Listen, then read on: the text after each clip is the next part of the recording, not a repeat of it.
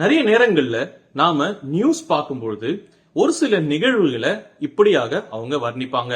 அது என்ன அப்படின்னா, 1,00,00,000 வருஷத்துக்கு ஒரு முறை தான் இது நடக்கும், 1,00,000 வருஷத்துக்கு ஒரு முறை தான் இது நடக்கும், அடுத்த 40 ஆண்டுகளுக்கு இது நடக்காது அப்படின்னு சொல்லிலாம் ஒரு சில நிகழ்வுகளை அவங்க குறிப்பிடுவாங்க. அதெல்லாம் குறிப்பிடுவதற்கான காரணம் என்ன அப்படின்னா, அந்த நிகழ்வுகள் எல்லாமே ரொம்பவும் விசித்திரமா இருக்கும், ரொம்பவும் வித்தியாசமானதாக இருக்கும், தினந்தோறும் நடக்காததுனால அது எல்லாமே ரொம்பவும் ஸ்பெஷலான மொமெண்ட்ஸா இருக்கும் இல்லையா?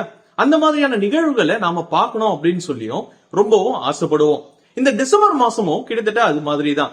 இந்த 11 மாசங்கள்ல பார்க்காத ஒரு விஷயத்த நம்மால இந்த டிசம்பர் மாசம் பார்க்க முடியும். நான் இத கேளிக்கைக்காக சொல்றேன்.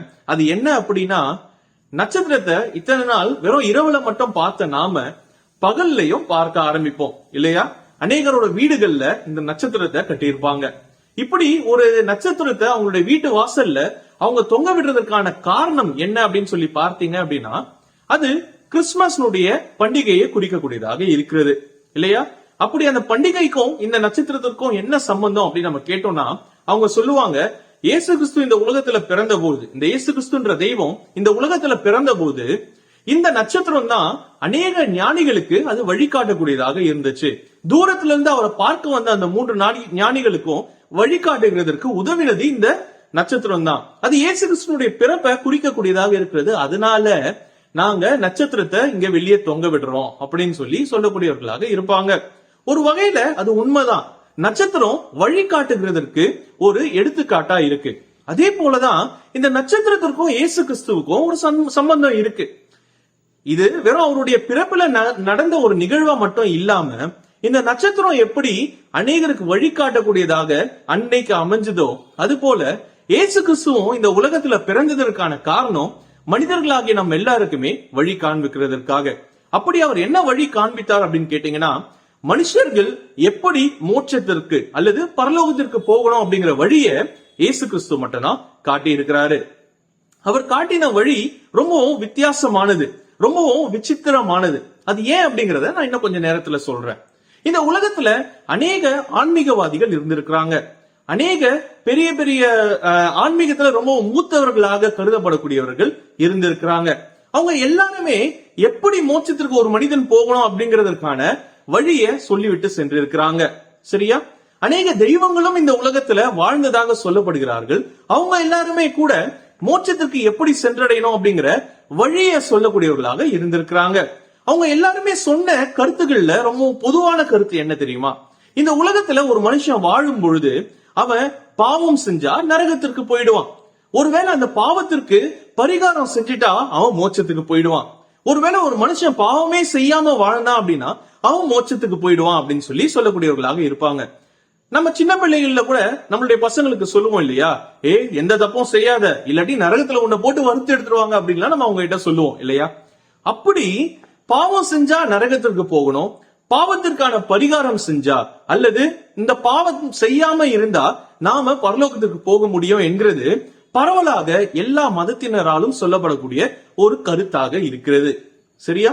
அப்போ இதுல ஒரு விஷயம் மட்டும் நாம ஏற்றுக்கொள்ளலாம். என்ன அப்படின்னா, பரலோகமும் மோட்சமும் கடவுள் இருக்கக்கூடிய ஒரு இடமா இருக்கிறபடினால அங்க ஒரு மனுஷனால பாவத்தோடு கூட பிரவேசிக்க முடியாது என்பதை எல்லாருமே கருத்தாக சொல்லிவிட்டு சென்றிருக்கிறாங்க. இது 100க்கு 100 சரியான ஒரு விஷயமாக இருக்கிறது. சரி, இந்த மனிதர்கள், இந்த ஆன்மீகவாதிகள், இந்த உலகத்துல வந்த தெய்வங்கள் எல்லாருமே இதே விஷயத்தை தான் சொன்னாங்க அப்படின்னா, இவர்கள் சொன்ன இந்த கருத்துக்கும் இயேசு கிறிஸ்து சொன்னதற்கும் என்ன வித்தியாசம்? இயேசு கிறிஸ்துவும் அதை தான் சொன்னார். ஒரு மனுஷன் பாவம் செஞ்சுட்டு பரலோகத்திற்கு செல்ல முடியாது. ஒரு மனுஷன் தன்னுடைய பாவத்திற்கான பரிகாரம் செய்யப்படாம பரலோகத்திற்கு அவனால செல்ல முடியாது அப்படிங்கறத இயேசு கிறிஸ்துவும் சொல்லி இருக்கிறார். ஆனா அவருடைய வார்த்தையில இருந்த விசித்திரம் என்ன தெரியுமா? இவர்கள் சொன்னது போல வழி என்ன என்பதை மாத்திரம் சொல்லாதபடிக்கு அவர் ஒரு வார்த்தையும் சேர்த்து சொல்லியிருக்கிறார். அது என்ன அப்படின்னா, நானே வழியும் சத்தியமும் ஜீவனுமாய் இருக்கிறேன் அப்படின்னு சொல்லி இருக்கிறாரு. நான் இல்லாம அல்லது என் வழியாக இல்லாமல் ஒரு மனிதனும் பிதாவாகிய கர்த்தர் வாசம் செய்யக்கூடிய அந்த பரலோகத்திற்குள்ளே பிரவேசிக்க முடியாது அப்படின்னு சொல்லி இருக்கிறாரு. இதை நான் ரொம்ப எளிமையாக உங்களுக்கு சொல்லணும்னு சொல்லி நான் விரும்புறேன். எல்லா மனிதர்களும், எல்லா ஆன்மீகவாதிகளும், எல்லா கடவுள்களும் நீங்கள் பாவம் செய்யாமல் அல்லது பாவம் செய்யாமல் இருந்தால், அல்லது நீங்கள் பாவத்திற்கான பரிகாரம் செய்யாமல் பரலோகத்திற்கு போக முடியாதுன்னு சொன்னாங்க. இயேசு கிறிஸ்துவும் இதே காரியத்தை சொல்லிவிட்டு அந்த பரிகாரம் அல்லது அந்த வழி நான் தான் என்று சொல்லி தன்னை குறித்து சொன்ன ஒரு வார்த்தை தான் எல்லாவற்றிலிருந்தும் ரொம்பவும் விசித்திரமான ஒரு விஷயமாக இருக்கிறது. அது உண்மைதான். ஏன் அப்படின்னா, இயேசு கிறிஸ்து இந்த உலகத்துல பிறந்ததற்கான நோக்கமே அதுதான். இயேசு கிறிஸ்து பிறந்த பொழுது எல்லா மனுஷர்களுக்கும் ஒரு நற்செய்தி, சந்தோஷமான செய்தி. அது என்ன அப்படின்னா, இந்த உலகத்துல இருக்கக்கூடிய மக்களை பாவத்துல இருந்து மீட்டெடுக்க, அதாவது காப்பாற்ற ஒரு இரட்சகர் பிறந்து விட்டார் என்று சொல்லி இயேசு கிறிஸ்துவை குறித்து இந்த உலகம் முழுவதுமாக சொல்லப்பட்டது. அப்போ இயேசு கிறிஸ்து இந்த உலகத்துல பிறந்ததற்கான நோக்கமே மனிதனுடைய பாவத்திற்கு பரிகாரம் செய்யும்படியாக, மனுஷன் செஞ்ச பாவத்திலிருந்து அவனை மீட்டெடுத்து பரலோகத்திலே அவனை சேர்க்கும்படியாக. அதனாலதான் இயேசு கிறிஸ்து தன்னை குறித்து சொல்லும் பொழுது நான் தான் அந்த பாவ தீருகிறதற்கான வழியாக இருக்கிறேன் என்று சொல்லி இருக்கிறாரு. அந்த வழி என்ன என்பதையும் அங்க சொல்லி இருக்கிறாரு. எந்த ஒரு இடத்திலையும் இயேசு கிறிஸ்து உங்களுடைய பாவத்திற்கான பரிகாரத்தை நீங்களா செஞ்சுக்கணும் அப்படின்னு சொல்லல. அதை அவரே செய்துவிட்டு என்னை நம்பினால் மட்டும் போதும் என்கிற அந்த ஒரு எளிமையான வழியை நமக்கு ஏற்படுத்தி விட்டும் சென்றிருக்கிறாரு. இன்றைக்கு நாம எல்லாருமே நம்மளுடைய பாவங்கள் தீருகிறதற்கு அநேக காரியங்களை செய்யக்கூடியவர்களாக இருக்கிறோம். புண்ணிய யாத்திரை செல்கிறோம், அநேக விதமான சடங்காச்சாரங்களை செய்யக்கூடியவர்களாக நாம இருக்கிறோம். ஆனால் அது எதுவுமே தேவையில்லை. அது எல்லாவற்றையும், உங்களுடைய பாவத்திற்கான எல்லா பரிகாரத்தையும் நான் செய்து விட்டேன், என்னை நீங்கள் விசுவாசித்தால் மட்டும் போதும், நம்பினால் மட்டும் போதும் அப்படின்னு சொல்லி இயேசு கிறிஸ்து சொல்லிவிட்டு சென்றிருக்கிறாரு. அவர் செய்த பரிகாரம் என்ன? நம்முடைய பாவத்திற்காக நாம் மரண தண்டனையை ஏற்றுக்கொள்ளாதபடிக்கு இயேசு கிறிஸ்து இந்த உலகத்திலே நமக்கு பதிலாக அவர் நம்முடைய பாவங்களை ஏற்றுக்கொண்டு இந்த உலகத்திலே சிலுவையிலே மரித்து 3ஆம் நாள் உயிரோடு கூட எழுந்தவராக இயேசு கிறிஸ்து காணப்படுகிறார். இந்த பரிகாரத்தை அவர் செஞ்சு முடிச்சிட்டு தான் ஒரு காரியத்தை அவர் நமக்கு விவரிக்கக்கூடியவராக இருக்கிறார். அதாவது வாழும் பொழுதே இந்த காரியத்தை சொல்லிவிட்டார், நானே வழி என்று சொல்லி அதை நிரூபிக்கக்கூடிய வண்ணமாக இந்த பரிகாரத்தை செய்துவிட்டு இப்பொழுதும் இயேசு கிறிஸ்து உங்களை நோக்கி சொல்லக்கூடிய காரியம் என்ன தெரியுமா?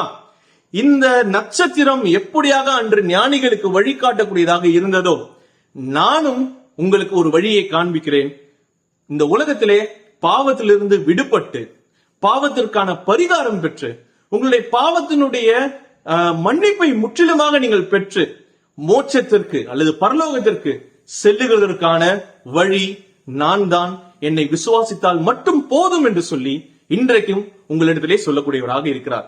இந்த இயேசு கிறிஸ்துவை நீங்கள் நம்பினால் மட்டும் பொழுதும் எப்படியாக அந்த ஞானிகள் வந்து சேர வேண்டிய இடத்திற்கு அந்த நட்சத்திரம் மூலமாக வழிகாட்டப்பட்டு வந்து சேர்ந்தார்களோ, அதே போல நீங்களும் போய் சேர வேண்டிய அந்த பரலோகத்திற்கு இயேசு கிறிஸ்துவால் வழிகாட்டப்பட்டு சென்றடைவீர்கள் என்பதை நினைவில் வைத்துக் கொள்ளுங்கள். கர்த்தருடைய நாமம் மாத்திரமே மகிமைப்படுவதாக. ஆமென்.